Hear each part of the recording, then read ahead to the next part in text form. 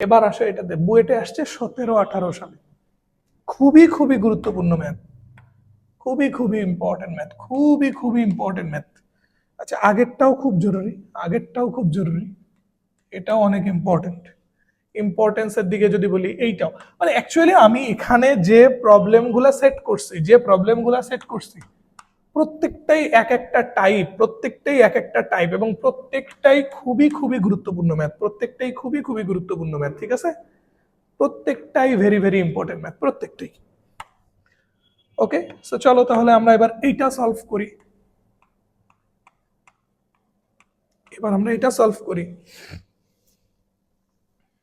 ওকে, so এই problem কি, এবার তুমি দেখো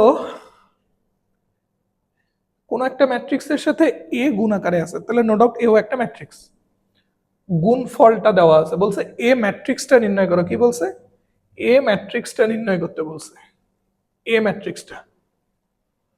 এবার গুণফল বের করে নি। এবার একটা ম্যাট্রিক্স আছে, গুণফল আছে, একটা ম্যাট্রিক্স আছে, গুণফল আছে, আর একটা যে ম্যাট্রিক্স আছে ওই আর একটা ম্যাট্রিক্স বের করতে বলছে, ঠিক আছে? আচ্ছা দেখো আমরা কিভাবে কাজ করব। যে প্রসেসটা দেখাচ্ছি, প্রসেসটা খুব ভালো করে মাথায় নাও। তুমি একটু খেয়াল করে দেখো তো, এই যে প্রথম ম্যাট্রিক্সটা, এর মাত্রা কি 3/1, তাই না? এটার মাত্রা হলো 3/1। আউটপুট হিসেবে যেটা পাওয়া গেছে তার মাত্রা কি 3/3। এখানে আমি তোমাকে একটা সুন্দর কনসেপ্ট শিখাই দিই, এটা তুমি মনে রাখবা। এমসিকিউতে এটা খুব বেশি কাজে দেবে, খুব বেশি কাজে দেবে এটা এমসিকিউতে। ধরো কোনো একটা ম্যাট্রিক্স আছে এ, যার মাত্রা হইল m/n, ঠিক আছে? কোন একটা ম্যাট্রিক্স আছে এ, যার মাত্রা হইল m/n, এবং কোন একটা ম্যাট্রিক্স আছে বি, যার মাত্রা হলো p/q। একটা ম্যাট্রিক্স আছে এ, যার মাত্রা m/n, আর একটা ম্যাট্রিক্স আছে হলো p/q। আচ্ছা, p/q না দিয়ে বোঝার সুবিধার্থে আরেকটু অন্যভাবে দেই, ধরো n/p দিলাম, ঠিক আছে? এখন আমার কথা হলো, এই দুইটা ম্যাট্রিক্স কি গুণন করা যাবে না? মানে এ বি গুণন করা যাবে কিনা? অবভিয়াসলি যাবে। কেন যাবে? কারণ গুণন করার শর্ত কিন্তু এখানে মিলে গেছে। এ বি গুণ করার জন্য এ প্রথমটা, সো প্রথমটার কলাম দেখতে হবে, আর বি দ্বিতীয়টা সারি দেখতে হবে। সো প্রথমটার কলাম আর দ্বিতীয়টা সারি মিলে গেছে, তার মানে গুণন করা যাবে। এখন গুণ ফলটার মাত্রা কি হবে জানো?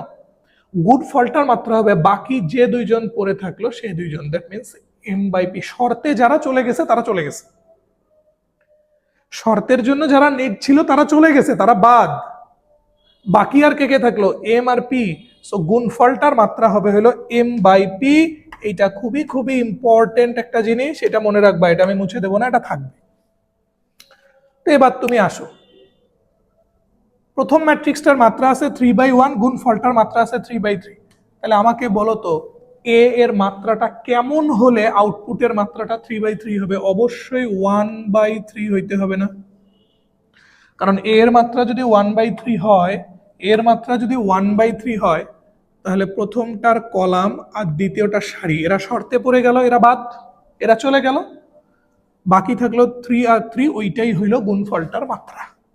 বাকি থাকলো 3 আর 3, ওইটাই হলো গুণফলটার মাত্রা। আমাদের কনসেপ্ট তো তাই বলে, আমাদের কনসেপ্ট তো তাই বলে। তাহলে তুমি বুঝতে পারতেছো এতখানি যে এ ম্যাট্রিক্সটার মাত্রা বেসিক্যালি 1/3, তার মানে এখানে একটা সারি থাকবে, তিনটা কলাম থাকবে। তাহলে আমরা এ ম্যাট্রিক্সটাকে এবার ধরে নিই। সো ধরি, তাহলে আমরা এবার এ ম্যাট্রিক্সটাকে ধরে নিই। ধরি এ ম্যাট্রিক্সটা হলো এরকম এ বি সি, একটা সারি, তিনটা কলাম, 1/3 এর মাত্রা। এইবার তুমি খেয়াল করে দেখো আমরা পাচ্ছি কি। তাহলে আমরা পাই, প্রথম ম্যাট্রিক্সটা কি দেওয়া ছিল? 4 1 3 ইন্টু তার সাথে গুণন আছে কে এ, ইজ ইকুয়াল টু কি দেওয়া আছে? -4 -1 -3 8 2 6 4 1 3, তাই কি না? এবার এ যেটা আমরা ধরে নিছি সেটা আমরা বসাই দিই। এজন থাকলো, এই যেটা ধরে নিছি সেটা বসাই দিলাম, ইকুয়েশনের রাইট সাইডে যেজন আছে সেজন থাকলো, এই দুটো গুণ এখানে ইকুয়াল। এবার আমরা কি করব জানো, এই দুটাকে গুণ করব, তার সাথে এটাকে সমতা করব। সো গুণ করো তো কত আসে, গুণ করো, প্রথম সারি দিয়ে কলাম 3টাকে গুণ করো, তাহলে 4a, প্রথম সারি দিয়ে প্রথম কলাম গুণ করা শেষ। এবার দ্বিতীয় কলামে যাও, 4 দিয়ে b কে গুণ করলে 4b, 4 দিয়ে c কে গুণ করলে 4c। ও এখানে একটা মজার বিষয় দেখো, 4 দিয়ে যখন a কে গুণ করলা একটা কলামের কাজ শেষ, 4 দিয়ে যখন b কে গুণ করলা আরেকটা কলামের কাজ। সো এই দুটার মাঝে আবার ভুল করে ইকুয়াল প্লাস দিও না, এই ভুলটা কিন্তু খুবই হয়, আমি অনেক স্টুডেন্টের দেখছি শুরুর দিকে এই ভুলগুলো হয়। তুমি একটা সারি দিয়ে যখন একটা কলামকে গুণ করলে সেটা একটা সেপারেট কাজ, যদি ওই কলামে আরো উপাদান থাকতো তখন গুণফলগুলো যোগ হইত। আবার ওই সারিটা দিয়ে যখন দ্বিতীয় কলামকে গুণ করলা সেটা আরেকটা কাজ। সো আলাদা আলাদা দুইটা কাজ কিন্তু যোগ করা যাবে না, বুঝতে পারলে? আচ্ছা ফাইন।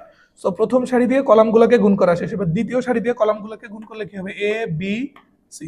তৃতীয় সারি দিয়ে কলামগুলোকে গুণ করলে কি হবে, 3a 3b 3c is equal to right সাইডে কি আছে, -4 -1 -3 8 2 6 4 1। এবার সমতা করো, সমতা করে পাই যে কোনো সারি বরাবর তুমি সমতা করতে পারো। তুমি আইদার প্রথম সারি দুটাকে সমতা করতে পারো, তাও যে রেজাল্ট আসবে, লাস্ট সারির দুইটাকে সমতা করলেও সেম রেজাল্ট আসবে।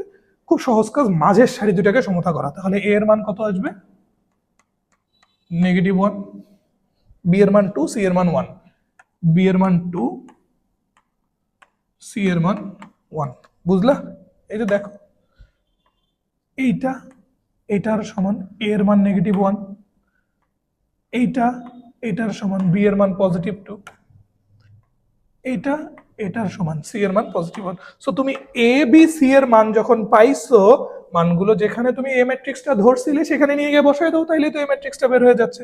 সুতরাং a ম্যাট্রিক্সটা তাহলে কি বাবা, -1 2 +1, and this is the answer। অনেক গুরুত্বপূর্ণ একটা কোশ্চেন, এটা অনেক গুরুত্বপূর্ণ একটা কোশ্চেন।